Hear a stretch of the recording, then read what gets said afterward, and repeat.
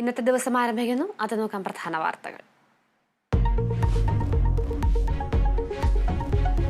Governor എത്താനിരിക്കെ Calicut സർവകലാശാലയിൽ SFI പ്രതിഷേധം. സർവകലാശാല കവാടം ഉപരോധിച്ച് പ്രവർത്തകർ.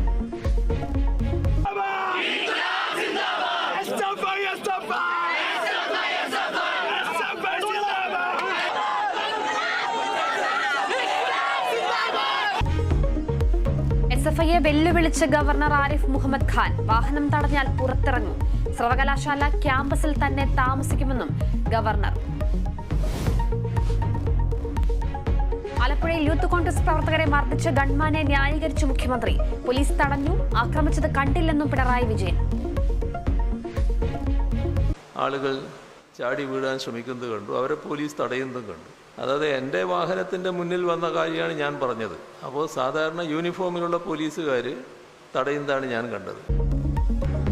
മുഖ്യമന്ത്രി ക്രിമിനലുകളെ കൊണ്ടു നടക്കുന്നുവെന്ന് VD സതീശൻ.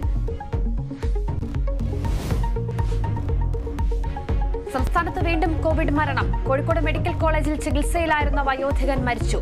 മരിച്ചത് വട്ടോളി സ്വദേശി കുമാരൻ.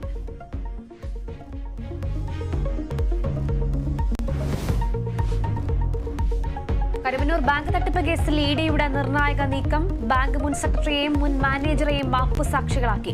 സ്വമേധയാക്കി മാപ്പുസാക്ഷികളാക്കുന്നുവെന്ന് പ്രതികൾ കോടതിയിൽ. ബാങ്ക് ക്രമക്കേടിനെ പറ്റി 2 പേർക്കും നിർണായക വിവരങ്ങൾ നൽകാനാകുമെന്ന് ED.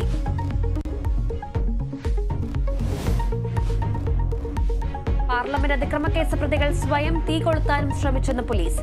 പൊള്ളലേൽക്കാതിരിക്കാനുള്ള ക്രീം ലഭിക്കാത്തതിനാൽ പദ്ധതി ഉപേക്ഷിച്ചെന്നും മൊഴി. പ്രധാനമന്ത്രിക്കെതിരെ രാഹുൽ ഗാന്ധി. അതിക്രമത്തിന് കാരണം മോദി സർക്കാരിന്റെ നയങ്ങളെന്ന് രാഹുൽ.